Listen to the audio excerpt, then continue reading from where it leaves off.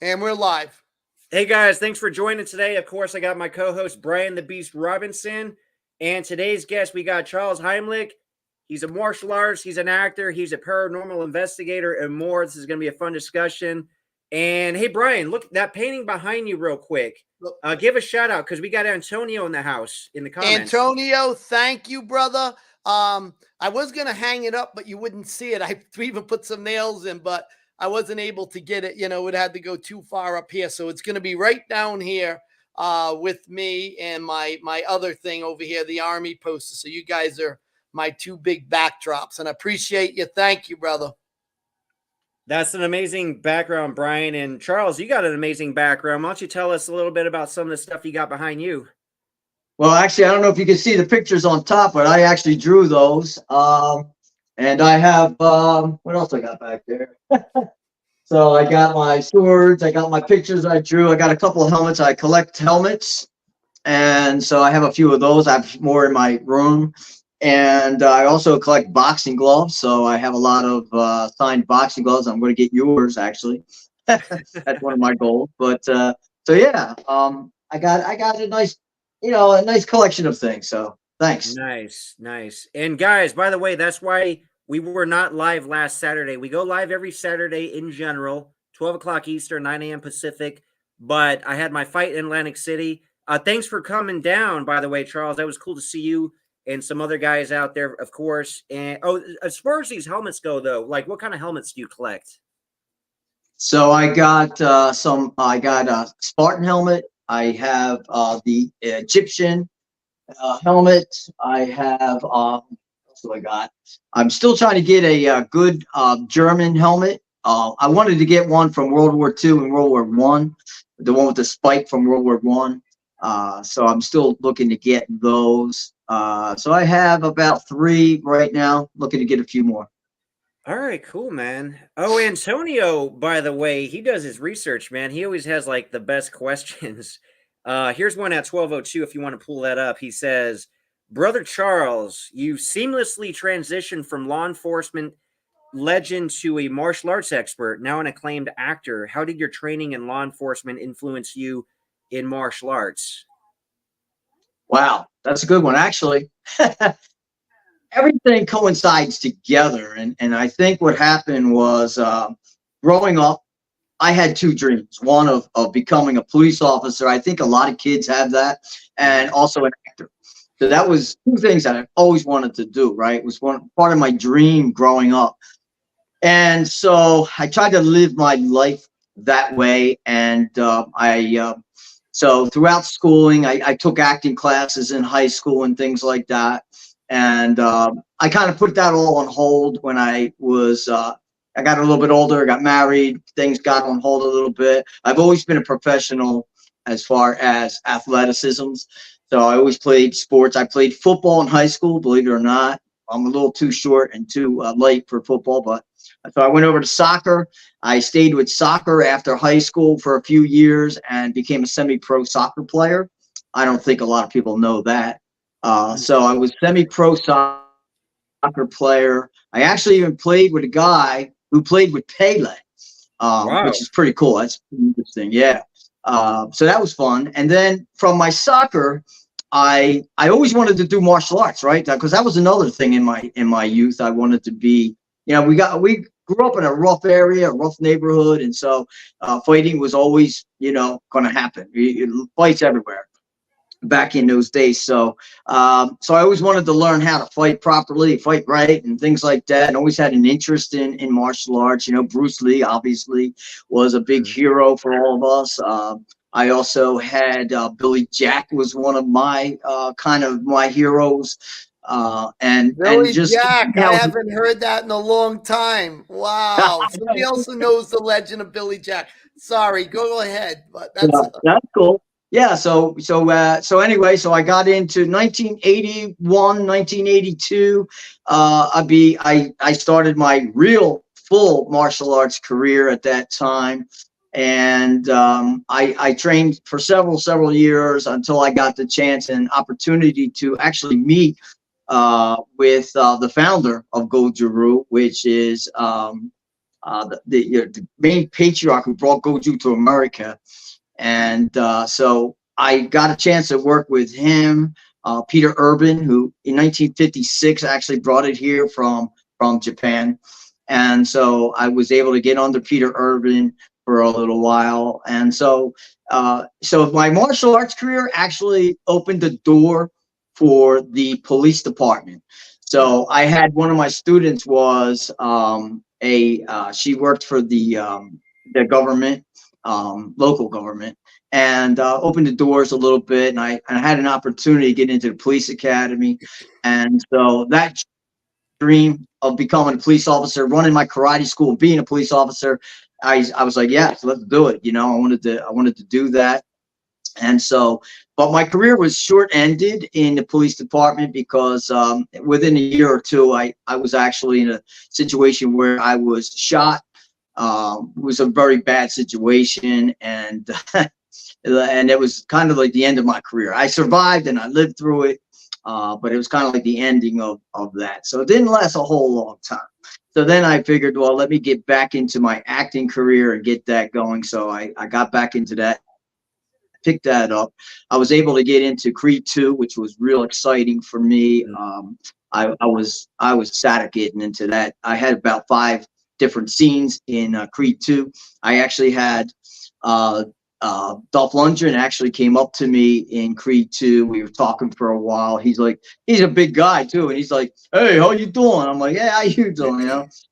So he sat opposite of me in the ring for one of the fight scenes.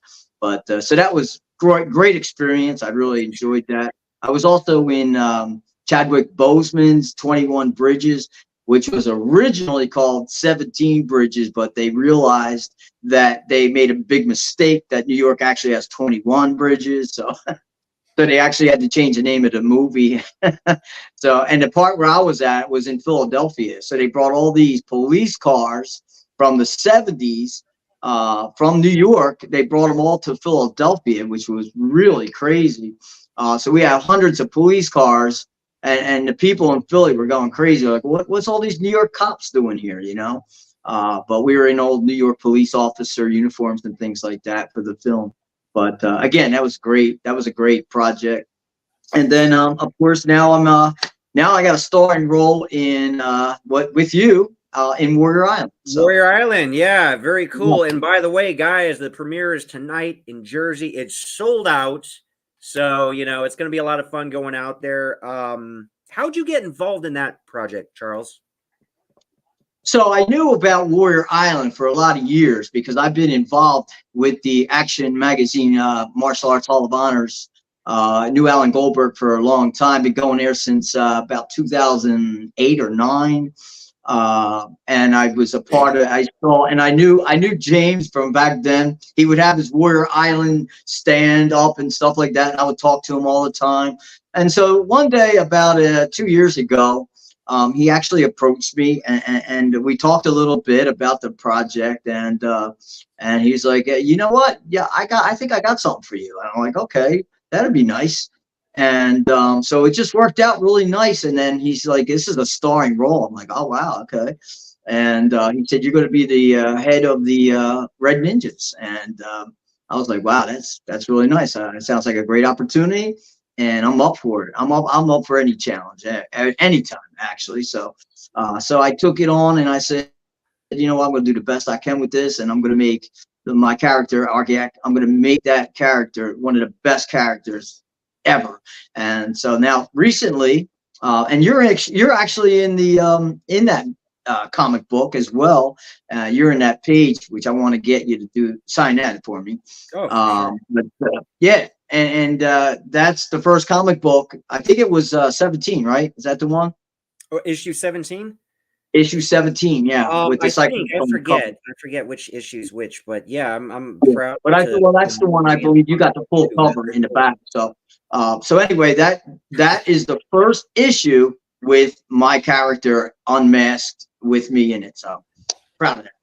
Nice. So leader of the Red Ninjas, can you tell the audience so there's Red Ninjas and there's Black Ninjas. Like, are you a good guy or a bad guy, Charles?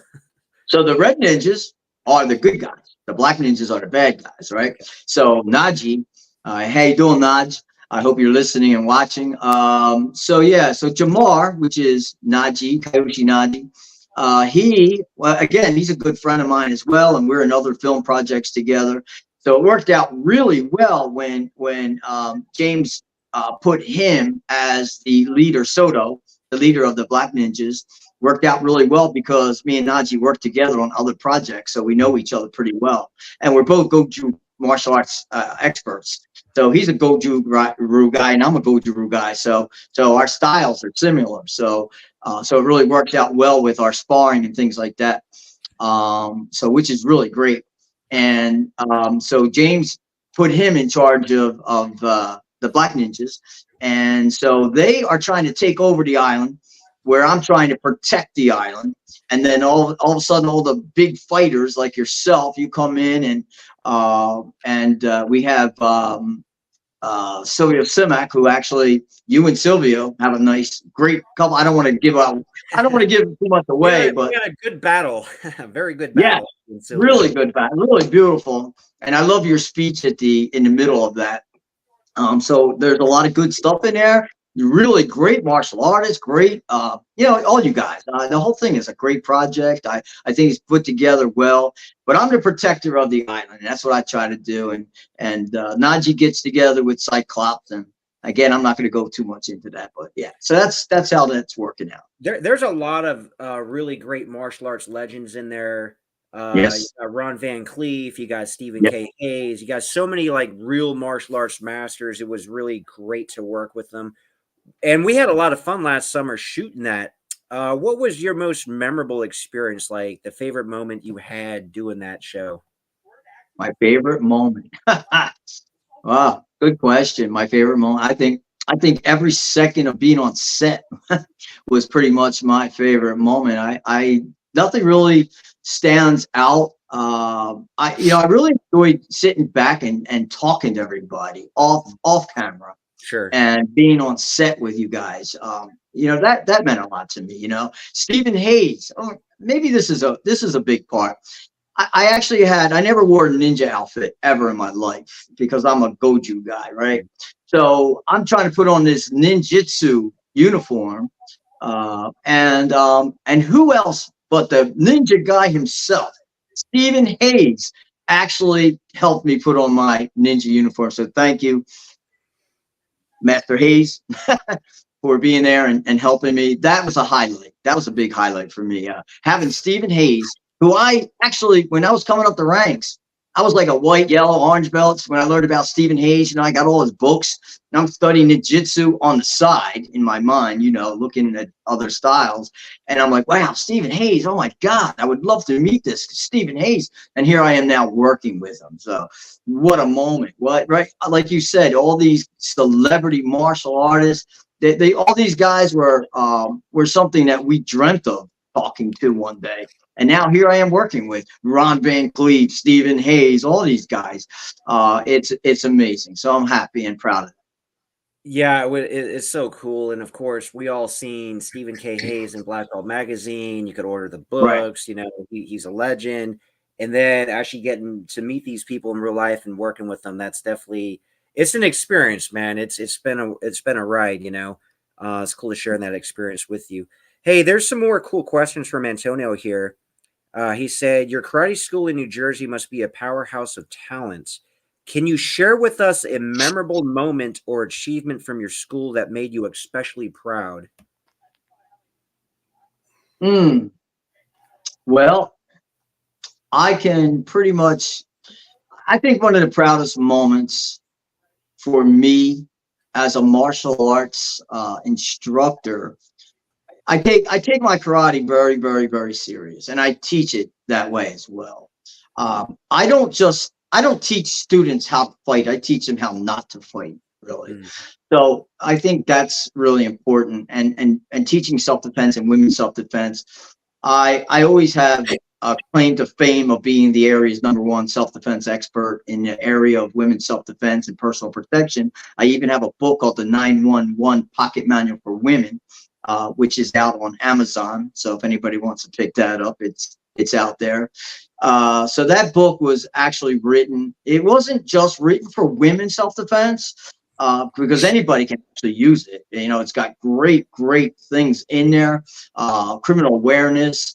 It's got a crime clock, which explains a lot of the statistics on crime and self-defense and things like that. So it's a really good book. I think it's a great book. It's well written, and I tried to encompass a lot of different things. And I also included self-defense techniques. And every picture in that book are my actual students. They are my students doing the real techniques. And I broke down the techniques so that they're applicable, so people can pick up on them and do them. And they're simplified. I made them as simple as possible to be as effective in the street as possible. So that was my goal. And I think we accomplished that with that book. So that was a big quick question.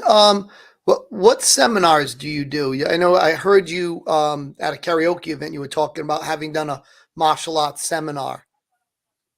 So yeah, well, I've ran seminars for years. I've done my own, and every year, mostly every year, for Alan Goldberg at the Action magazine, Martial Arts Hall of Honors, I do a seminar for that weekend. It's always that Hall of Honors is actually a weekend event. It's a Friday, Saturday, and Sunday, and it's open to the public.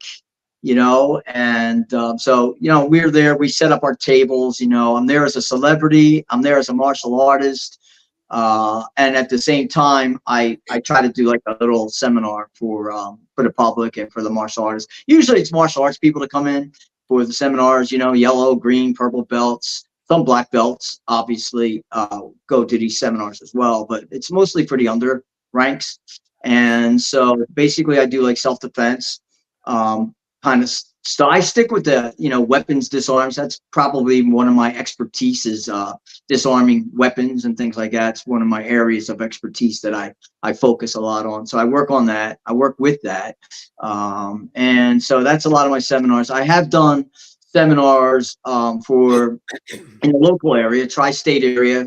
I'm in New Jersey, so New York, Delaware, Philadelphia, New Jersey. I do seminars.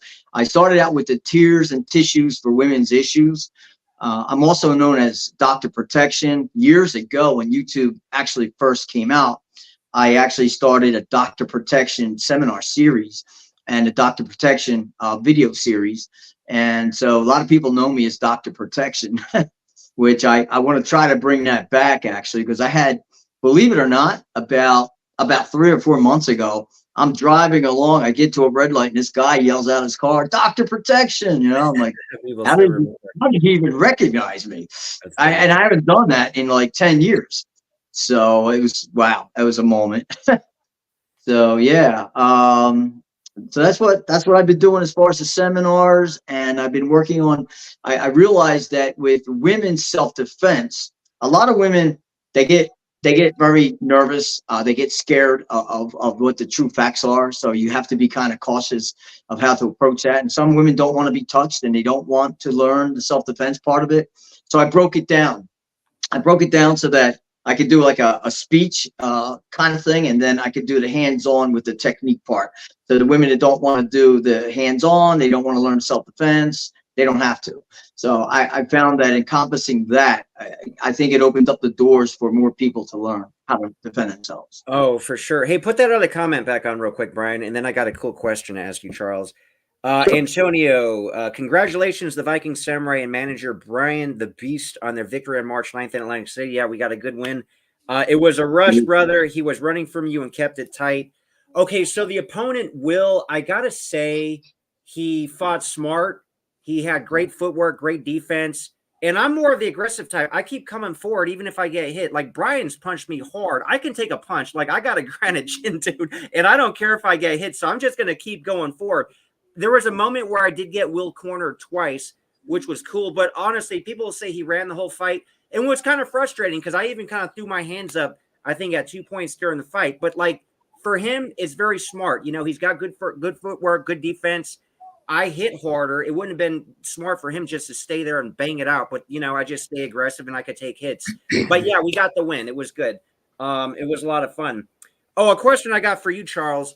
So if somebody in Jersey went to Heimlich Karate to your studio, what can they expect? Like, is it mainly traditional Goju karate, or is it like more modernized because you have that law enforcement background? It sounds like, you know, you teach awareness. It's very smart that, you know, you preach that people should avoid a fight at all costs, because even if you win in many ways on the street, you still lose. There are legal repercussions. There are so many other things that can happen. So if somebody went to your school, what can they expect? Like, what do you teach specifically? So you got a good point there, and you're absolutely correct.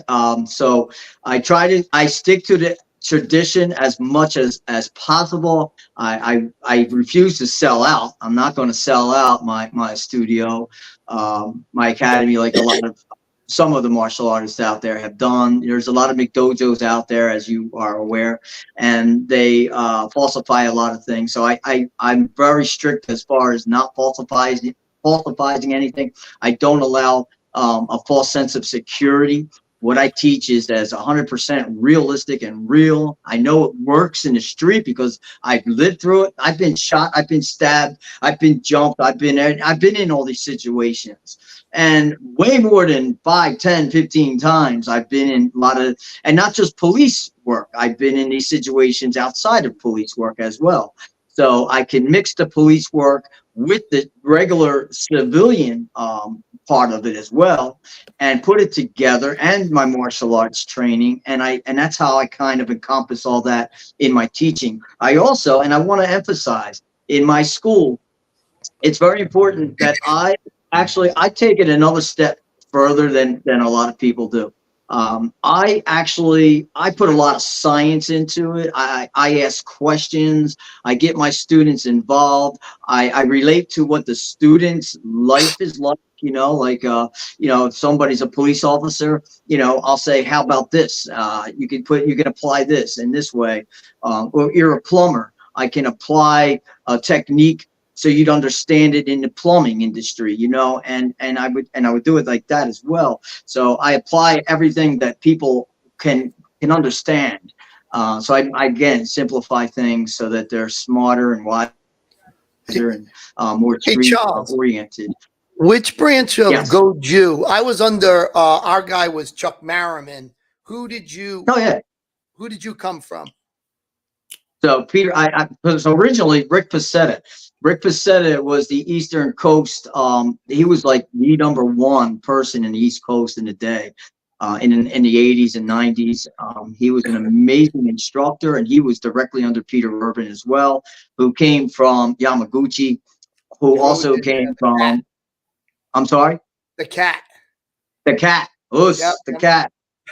Yeah, and also, did you get to train at all with Higanoma, Master Higanoma? Never met him. Never actually met him. I've had his tapes and things like that, but never met him myself personally. Would love to have met him. So yeah, I got to do one seminar with him. He was a pretty tough dude, man. He did a handstand, and he would, as honest to God truth, he'd do a handstand, and he would drop down on the balls of his feet. Boom! It was the craziest thing I ever saw. Yeah, those guys. Those guys. There's nobody like those guys anymore. I mean, those guys were definitely they were everything. They were important people that led to where we're at today. That's why martial arts is thousands of years old, right? Because it works. It's real. So yeah, those guys are true legends. Oh, for sure. And I believe Don the Dragon Wilson even trained under Chuck Merriman. He had mentioned that name. Really? He started in Kung Fu, of course, but also some Goju. Oh, here's a cool comment. Superhuman Unchained says is watching right now, and I will always support you and your channel. Thanks so much, man. Appreciate the support. Here's another cool question from Antonio. Speaking of martial arts, he's got so many. Well, I was going to read a different question, Brandon, than when you got on screen. All right, I'll just go. You says the one from 1211. Your dedication to excellence is evident across your diverse accomplishments. Can you tell us about a moment when you felt the most fulfilled in your martial arts journey? Okay, so is this for me? I'm sorry. Yeah, that's for you. Okay, what was the question? Yeah. Can you tell us about a moment when you felt the most fulfilled in your martial arts journey? Wow. These are really good questions. All right. Antonio's awesome. Yeah. Okay. So I remember I had a female student one time, and in the Goju-Ryu, I don't know if you're familiar or not, but we have what's called the 10 Commandments of Goju, and we recite these 10 Commandments at the end of every class. In during formalities, we actually we uphold to the formalities of Goju-Ryu. So we recite these commandments, and one of the commandments is we shall always be persons of quality. And so I remember this student coming to me one night, and she was with me for about 2 years, and she started crying. And I was like, well, what's wrong now? Now she's going for her like orange, green belt, and she said, I have to thank you. I said, well, why do you got to thank me for what? She said, that one thing that we say, we shall always be persons of quality. She said, I thought about that every night. And I was married to a very abusive and alcoholic man for so many years. And I didn't know what to do.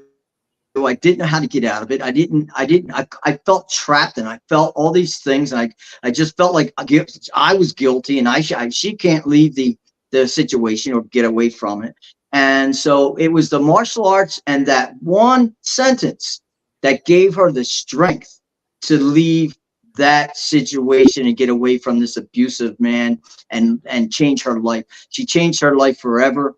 And that's a proud moment for me. She thanked me. I said, don't thank me, thank yourself, because you're the one who brought yourself here to learn how to do that and built the strength to do it. And you're successful. So give yourself that credit, not me, so, but it's a proud moment for me.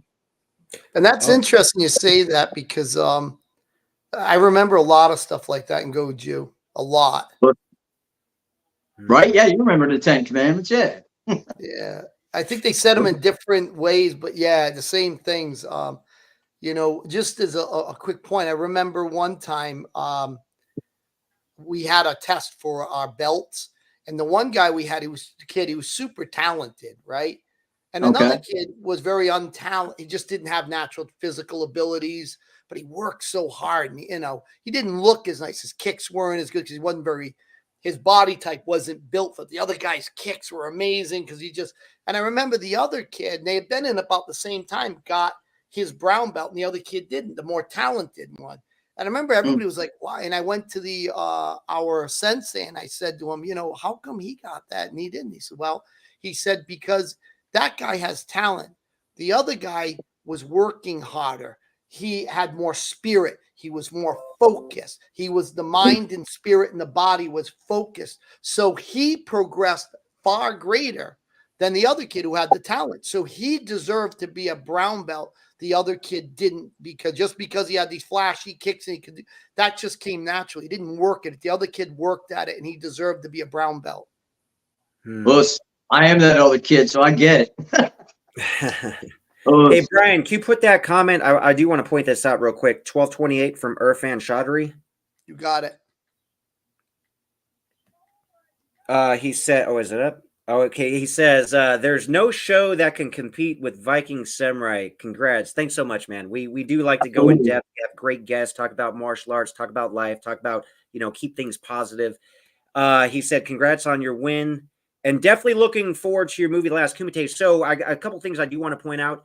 It is available for pre-order, Amazon.com. You could order it in the US, the UK, Germany, which I think that one might be sold out. There's two different versions. There's a media book and the steel book. Sell them really good. Last time I checked, and one of the producers, we have, of course, the executive producer, Sean David, but then another amazing producer on the film, Wayne Graves, he's given us updates. So in the action genre, we are number one in Asia, number one in Germany. I believe we were number 3 worldwide. We might have bumped it up to number 1. But, if you're in the U.S., we got to sell a lot of copies in the U.S. So go to Amazon.com. It's I was a part of the project. I don't want to sound biased, but I know we captured some real magic, man. Like, I'm proud to be involved in that as well. And like Warrior Island, we got a lot of martial arts legends in the Last Kumite. So definitely pick up your copy. Go to Amazon.com. And, here's another great question for you, Charles, from Antonio. He said, if you could spar with any legendary martial artist, and I know you've met so many of them now, but if you could spar with any legendary martial artist, living or deceased, who would it be and why? Oh, my first thought was you, the Viking, but Oh, you spar. Okay. um, On the red but carpet, right, War Island in New Jersey. but living or deceased, that's actually adds in a whole new element to it. Bruce Lee, man.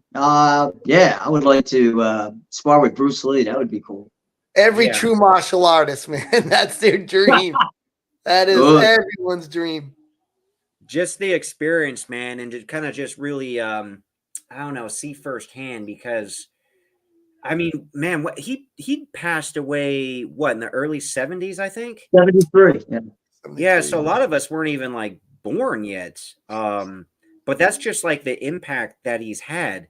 You know, everybody knows and respects him, and you know, this is a guy that passed away before a lot of us were even born. So yeah, just you know, the Well, impact. it was like one of the other guests said. Remember, he said we were talking about what made him so magic because Bruce Lee played Bruce Lee in his movie. That was him. He was Well, playing himself. You know, he wasn't even being a character. That was everything manifested. The Jeet Kune Do, that warrior, everything that Bruce Lee's philosophy, the Tao of Jeet Kune Do, that was who he was representing in his movies. Same with Steven Seagal in the 90s, man. I love when Steven Seagal was just Steven Seagal. And then he kind of like put on different accents and did all that like in 2000 and up, you know, but it's like he's always best when he's just Steven Seagal. Right. Yeah, when I first saw Steven Seagal and I went to the movies to see Hard to Kill It, I was like, wow, that Aikido is so close to a lot of what we do in Goju. So I was looking at his technique and I was like, wow, we do that. We do this. Sharp. Everything looked sharp. Everything looked nice. I admired that at the time. So yeah, definitely Seagal was one of the best too. Yeah, amazing guy, man. Hey, let's go to the paranormal stuff because you have a podcast, right? Could you tell us about that? So I have to revitalize that, but actually I have what's called the National UFO Association. It is better known as NUFOA. I have a YouTube channel on it. I also have a Facebook page for it, and I used to have a website, so I got to get the website back, and I got to get back on top of that. But yeah, it's so it encompasses the paranormal, but mostly it's a lot of like the ancient astronaut theory type stuff, ancient aliens. Eric kind Von Duriken. You must be an Yeah, Eric I Von love him. Duriken fan. Yeah. I'll tell you what, he's amazing and brilliant. He's brilliant. He brought this to life with Chariots of the Gods, his first book. I read he that brought- book. That was my first book I ever read about that stuff. Right? Yeah, amazing, right? And this stuff is starting to show itself now. All these artifacts. I mean, you just cannot fight all these artifacts that are being recognized and discovered. And there's just, I mean, you're finding screws that are millions of years old. It's like, how do you Batteries that have been found, right? Inside of fossilized stuff. Yeah. So I gotta ask your opinion. I'm sorry. I gotta ask your opinion. The UFO in Ukraine, the one on the battlefield, the one they filmed that was flying over the battlefield. Do you see that? Is this recent? Yeah, just recent. It was in the most dangerous area. I mean, it was anti-aircraft everywhere, radar everywhere, and the Ukrainians had a drone, and there was a disc-shaped thing, and they're laughing. They're like, "What is this? The X-Files? Like, what is going on?" And this thing was literally in the worst place anything that could fly should be, and nothing was touching it. Well, I know that they're appearing in all these different situations because they want to make sure that we're not using nuclear weapons. When nuclear weapons, when they were first developed, that's when they really started showing themselves more.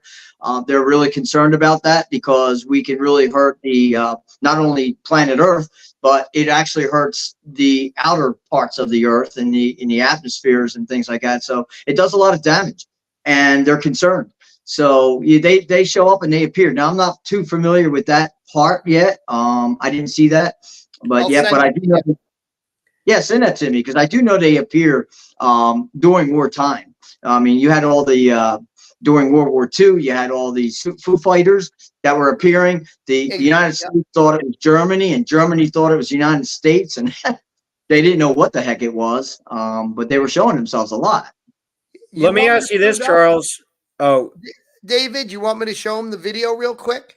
well, get it queued up, but let me ask him something real quick. I'm curious, and there's good evidence to. Well, I'll talk about that in a minute.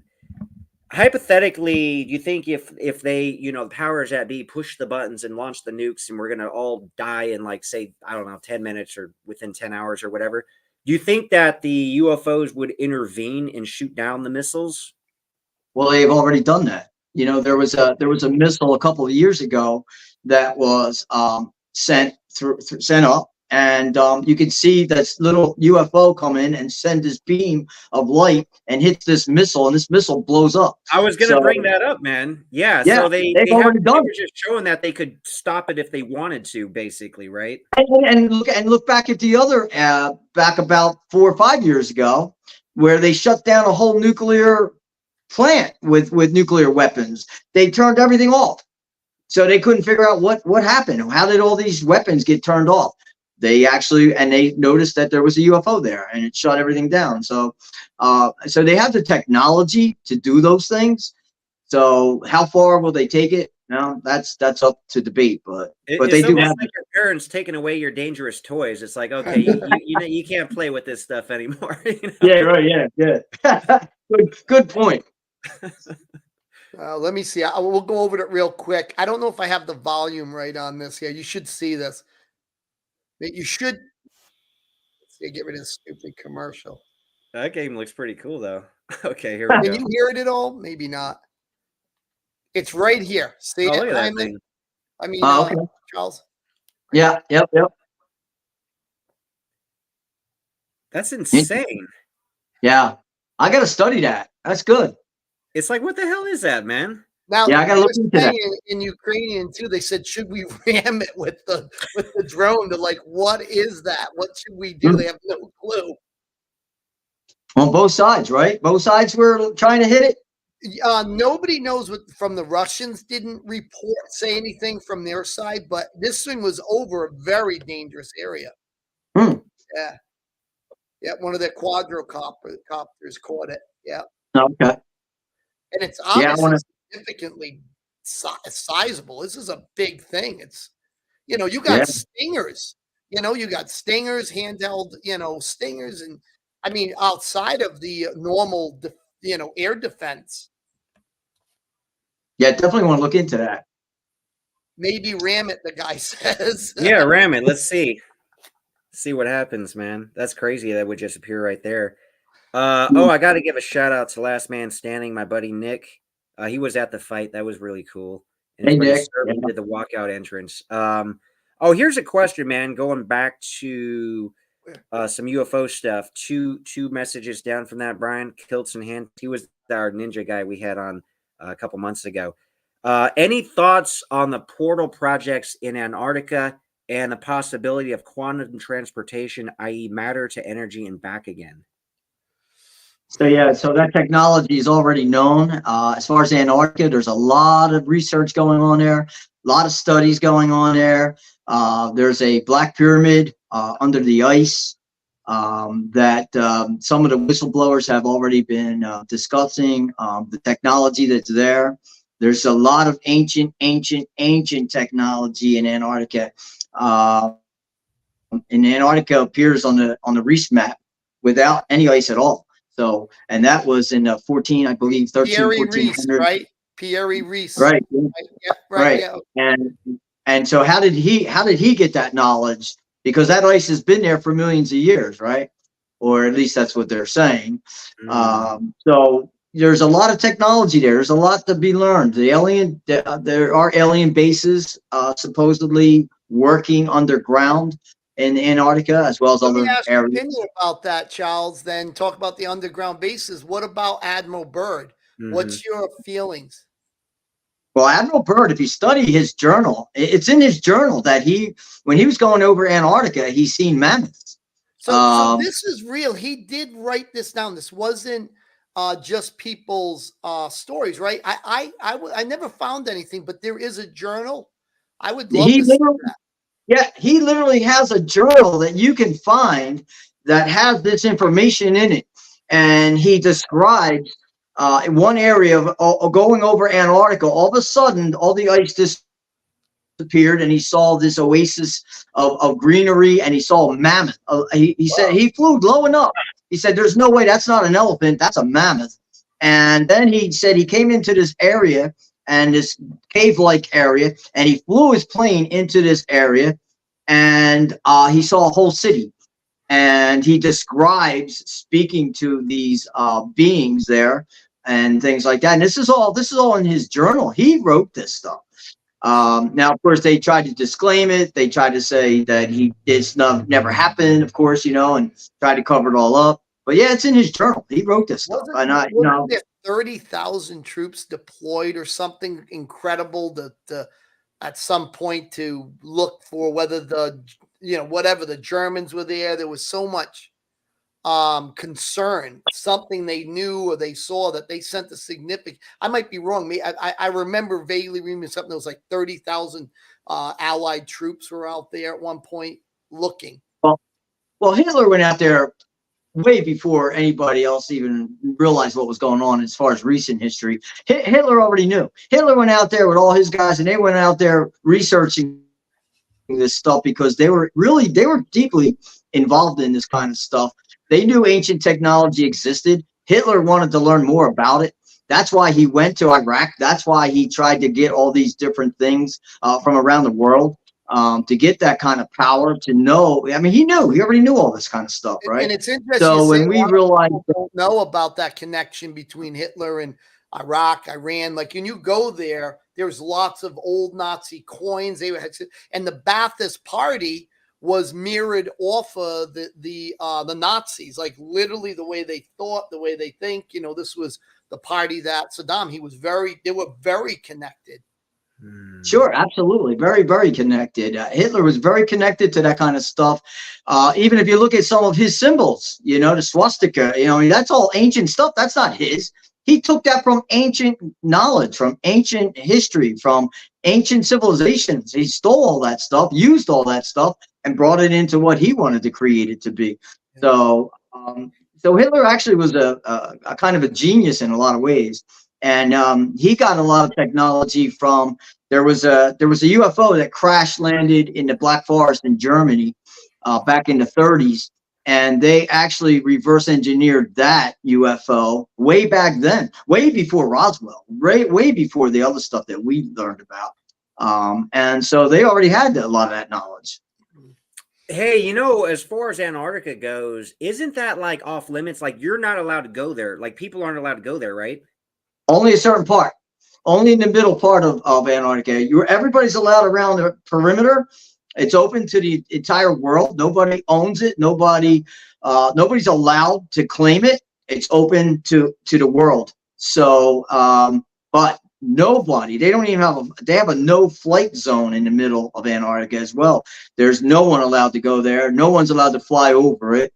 And you can literally be shot down. So you got to be cautious and careful. So yeah, it's deep. There's a lot of stuff going there. Like, did anybody or any government give a specific reason that they said like publicly, this is why you can't go there? No, no, and they're not going to because they would have to admit things, and they're not ready to do that yet. What about satellites? Have any satellites taken like nice photographs over it in that area? Do you know? Great question. And some of the satellites have been restricted. There are some pictures though that did seep out where you could see some UFO stuff. You could see a pyramid there in Antarctica. It's still covered with snow and ice, but if you look at the shape of it, you know it's not a mountain. It's pretty obvious that it's a pyramid. So, but some things have been shown, just like in Mars. There's pyramids on Mars. There's obelisks on Mars.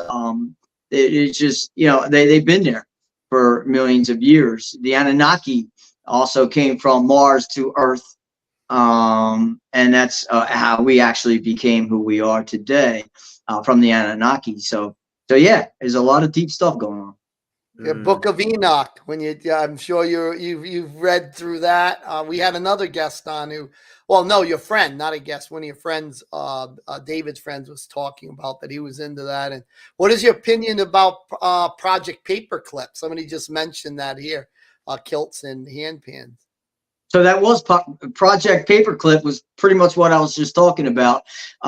When the United States went over to Germany and took all the scientists out of Germany, so that we can have that knowledge, because those scientists were the greatest scientists of the time. And one of Braun, who actually had rockets already discovered. He had already made rockets that could go around the world. And so we really wanted that technology. So we, Einstein wrote a letter to the president and of the United States, and he got involved in a lot of this. They knew they had nuclear. They were on the verge of having nuclear weapons at the time, and so the United States created Project Paperclip to bring all those scientists here. And so that's pretty much what that's about. So you're also into Diglock, the bell? Oh yeah, of course. Yeah. I mean, that was real, right? That was a true thing, the bell. And what they think happened, if you remember right, somewhere in Pennsylvania, I forget where, but in the 19, I believe, Gettysburg. Yes, right. They discovered this bell that landed there, and now they're whatever, right? Was that the German bell from the 40s? So yeah, I mean, that was true. They were already experimenting with space travel, as well as time travel. Right, back and forth. It's easier to travel in the future than in the past, but they can do both. What? Hang on. Why do you believe that? Why? Because I think it's easier to travel back in time. Why do you think it's easier to travel forward in time? Well, backward in time is a little more difficult for us because of there's different laws that apply, which is kind of complex to speak about. But if you go back in time, there's these parallel interferences where, like, you can, like, kill your grandfather, and then years later, did your grandfather, you wouldn't be born because your grandfather was dead. But you can't do that because of the timeline and because of the frequency. So even if you go back in time, the frequency is not going to be the same. So that really don't exist. So a lot of people think that we already travel and we already can travel time. We can already go into the speed of light, right? And so that's how you go back in time, because the technology, if you can travel faster than the speed of light, you could go back in time technically. So you are, yeah. And anywhere you travel, even if you travel in your car, you're going really back in time. So the faster you go, the more back in time that you can actually go. So you're correct. How do you go forward in time, though? Is it also, if you go faster than speed of light, is there some other mechanism at play? So that's the parallel. That's the complex part of it all, right? So when we travel when we astroplane and things like that, we're pretty much going forward in time. So these psychics and these other people that have the ability to see the future, it's easier for them. So we can actually travel a little bit better in the future.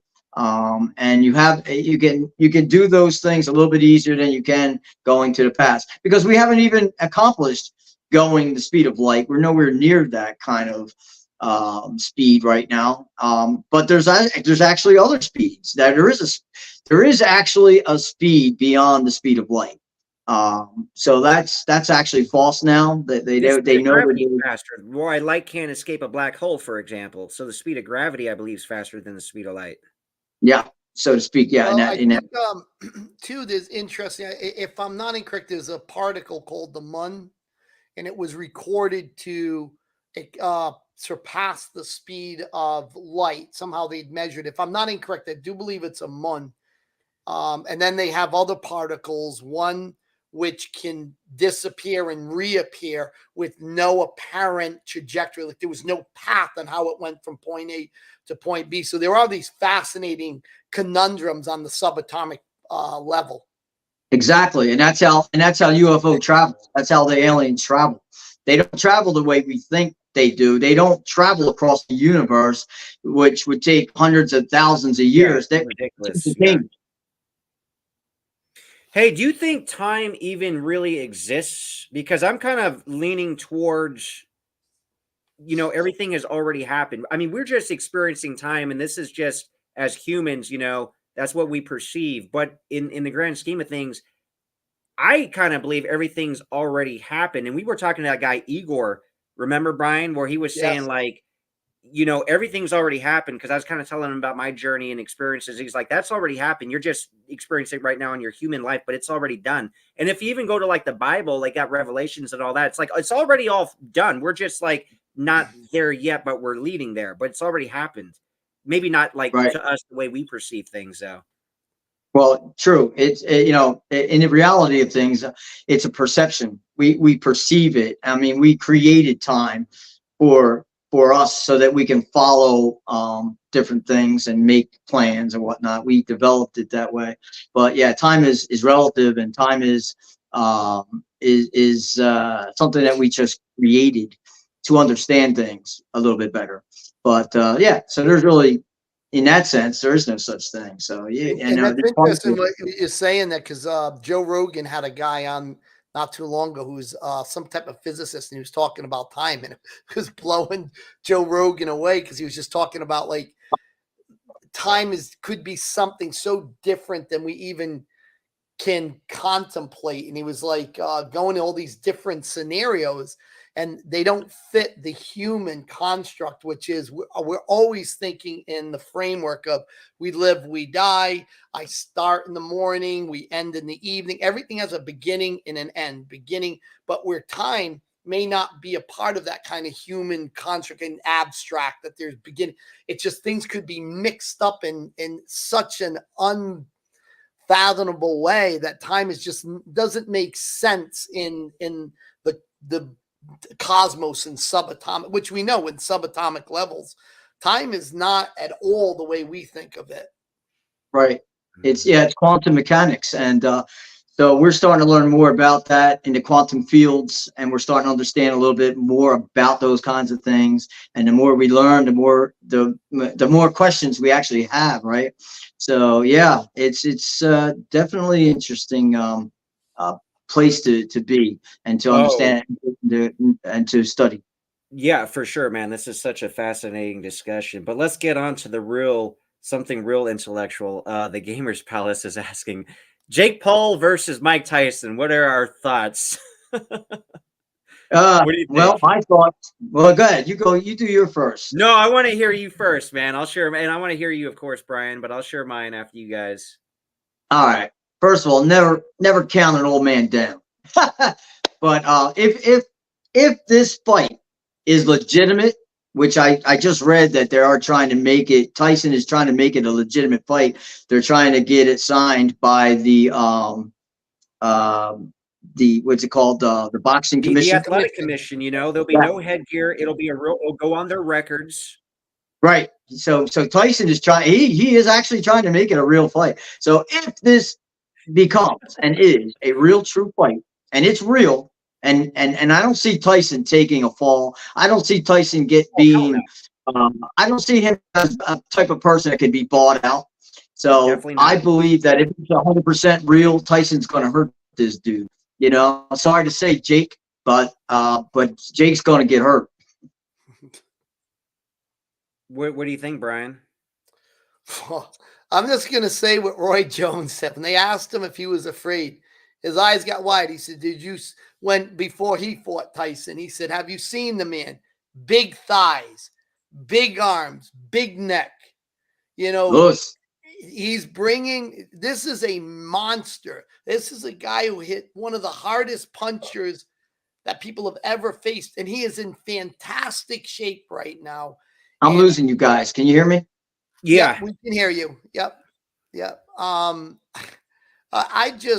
Look, they better script it. That's all I can give advice to Jake Paul. You better not let that beast go all out on you and hit you as hard as he can, because I don't know.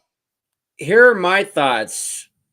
It's very interesting. I think Tyson's 57. I think he'll be 58 by the time that they fight.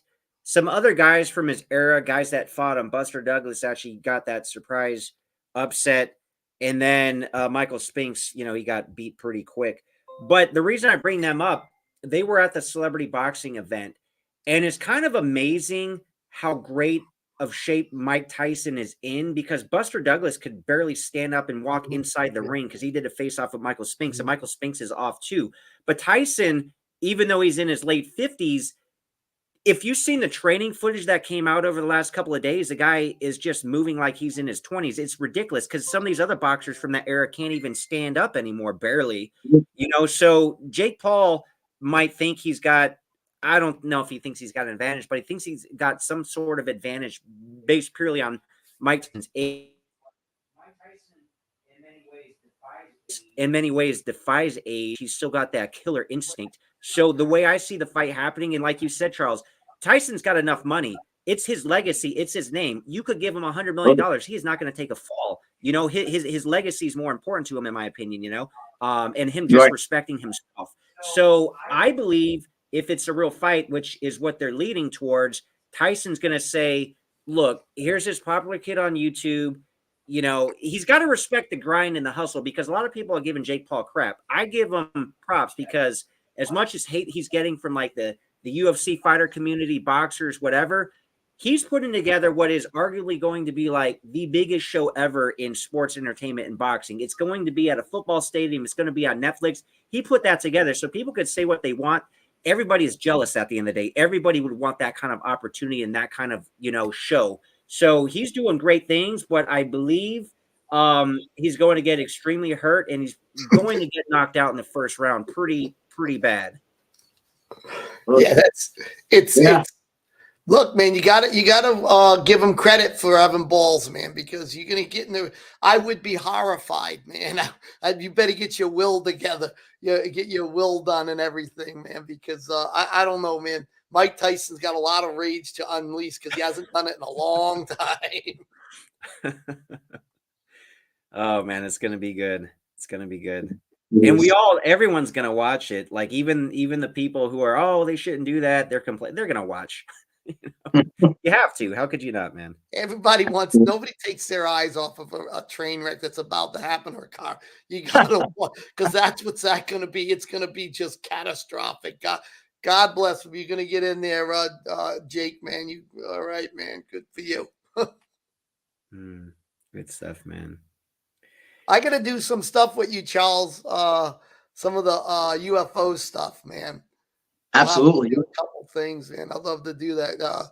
David knows I'm into all that stuff. You got to check my channel. Oh, here we go. Oh, super chat. Thank you, Brian Ortiz, for the $9.99. Hey guys, don't be shy. You can always help contribute to the show, or if you got a specific question or comment that we will 100%, good, bad, or ugly, always read and address.